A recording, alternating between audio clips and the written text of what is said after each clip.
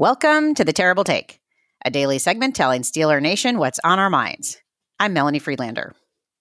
I've talked about the offense a lot this preseason, primarily because there have been so many changes since last year. New offensive coordinator, new quarterback, lots of new additions to the offensive line. And it's still not clear how much success the Steelers' new-look offense will have this year. Last season, the Steelers' offense struggled to put points on the board.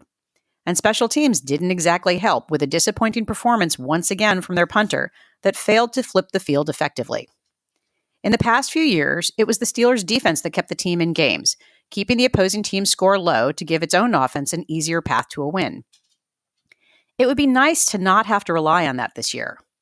But if the offense struggles early in the season, there's still a reason to be optimistic that this team can be competitive, because the Steelers' defensive front seven has talent and depth.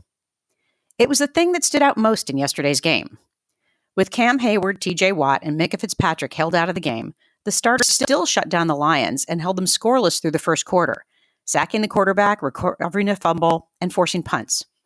Keanu Benton and Larry Ogunjobi making their way into the backfield. Nick Herbig, in just 9 snaps, showed how insane production we have come to expect and reminded us that he would be a starter on any other team in the league.